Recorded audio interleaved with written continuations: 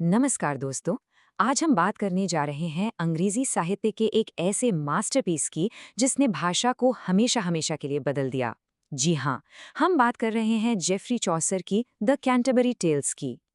ये सिर्फ एक किताब नहीं है, बल्कि 14वीं सदी के इंग्लैंड की एक जीती जागती तस्वीर है जो दिलचस्प किरदारों और यादगार कहानियों से भरी हुई है। तो चलिए इस शानदार सफर पर निकलते हैं। ये जो लाइंस आप देख रहे हैं ये शायद अंग्रेजी साहित्य की सबसे मशहूर ओपनिंग लाइंस में से हैं। चौसर यहाँ कह रहे हैं कि जब अप्रैल की मीठी मीठी बारिश मार्च के सूखे को जड़ से खत्म कर देती है।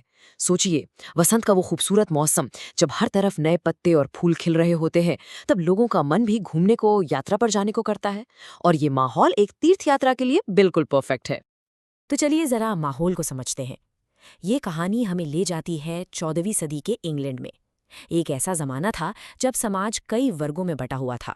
अमीर लोग थे, गरीब थे, चर्च से जुड़े लोग थे और आम जनता थी।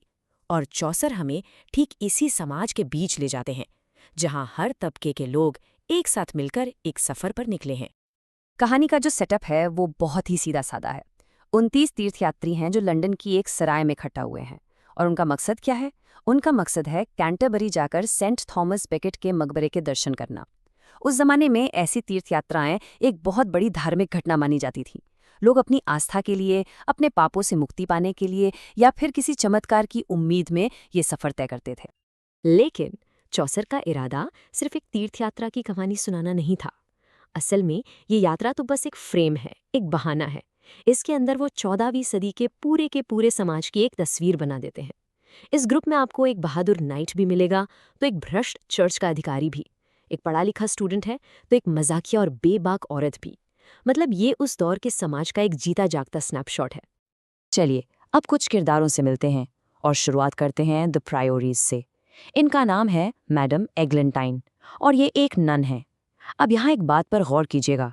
चौसर जो छोटी छोटी डिटेल्स देते हैं ना, उन्हीं में उनके किरदारों का असली राज छिपा होता है। चौसर हमें बताते हैं कि उनकी सबसे बड़ी कसम थी बाय सेंट एलॉय। अब ये उस जमाने के एक फैशनेबल संत थे। मतलब ये कसम धार्मिक कम और दिखावा ज्यादा थी। और वो इतनी दयालु थीं कि अगर किसी चूहे को भी जाल में फंसा देख लेती तो रो पड़ती। लेकिन यहीं पर चौसर का व्यंग्य देखिए। वो जानवरों के लिए तो रोती हैं, पर क्या उन्हें गरीब इंसानों की भी उतनी ही चिंता है? इसका कोई जिक्र नहीं है। तो इस सब से हमें क्या पता चलता है कि प्रायोरिस के लिए धर्म से ज्यादा अपना दिखावा मायने रखता है। वो एक नन से ज्यादा एक शाही महिला की तरह दिखना चाहती हैं। उनकी जो दया है वो भी बस दिखावे की है, बहुत ही सतही। और सबसे मजेदार बात है उनका ब्रोच, जिस पर लिखा है अमोर विंचित ओमनिया, यानी प्रेम सब पर विजय प्राप्त करता है। अब एक नन के लिए तो इसका मतलब ईश्वरीय प्रेम होना चाहिए, है ना? लेकिन उनके तौर तरीकों को देखकर ऐसा लगता है कि यहाँ बात शायद रोमांटिक प्रेम की हो रही है, जो एक नन के लिए बहुत बड़ी आयरनी है। और यहाँ चौसर हमें चर्च के दो बिल्कुल अलग, एकदम ऑपोजिट चेहरे दिखाते हैं। एक तरफ है पार्सन, जो गरीब है लेकिन उसके विचार और उसके काम पवित्र हैं। वो जो उपदेश देता है पहले खुद उस पर अमल करता है। और दूसरी तरफ है पार्टनर, जो इतना लालची है कि लोगों को नकली चीजें बेचकर ठगता है, जैसे कि तकिए के गिलाफ को वर्जिन मैरी का घूंघट बताकर बेच रहा है। इससे पता चलता है कि चौसर चर्च के खिलाफ नहीं थे, बल्कि चर्च के अंदर जो भ्रष्टाचार फैला हुआ था उसके खिलाफ थे। तो जरा सोचिए, इतने अलग अलग तरह के लोग एक लंबे सफर पर हैं। अब वो अपना समय कैसे बिताएंगे? यहीं पर चौसर कहानी में एक बहुत ही दिलचस्प मोड़ लाते हैं, जो इस यात्रा को एक साधारण तीर्थयात्रा से बहुत ज्यादा बना देता है। उनके ग्रुप का जो मेजबान है वो एक कमाल का आइडिया लेकर आता है। वो कहता है कि सुनो, ये सफर लंबा और बोरिंग है, क्यों ना इसे मजेदार बनाया जाए। सब लोग रास्ते में कहानियां सुनाएंगे और जो सबसे अच्छी, सबसे मनोरंजक कहानी सुनाएगा उसे वापसी पर सबकी तरफ से एक शानदार डिनर मिलेगा।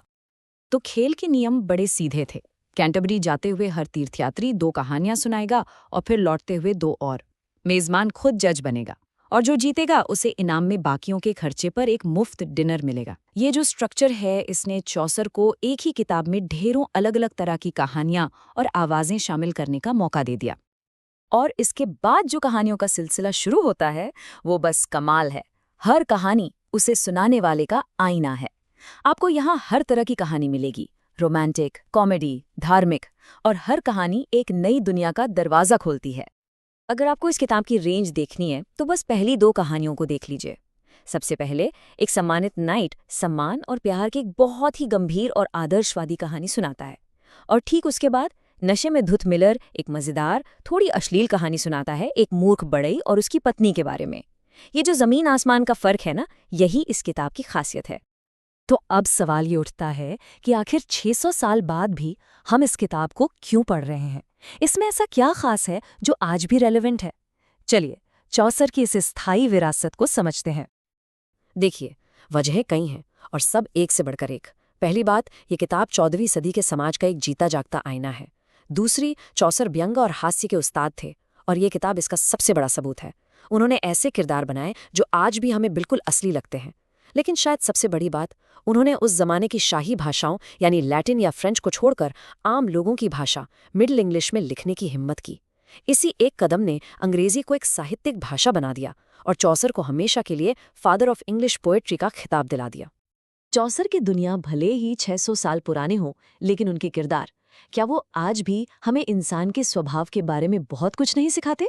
उनका लालच, उनकी भक्ति, उनका प्यार, उनका धोखा, क्या ये सब हमें आज भी अपने आसपास देखने को नहीं मिलता? शायद समय बदल गया है, पर इंसान का स्वभाव काफी हद तक वही है। इस पर सोचिएगा जरूर, और ऐसी और भी दिलचस्प एक्सप्लेनर्स के लिए सब्सक्राइब करना ना भूलें।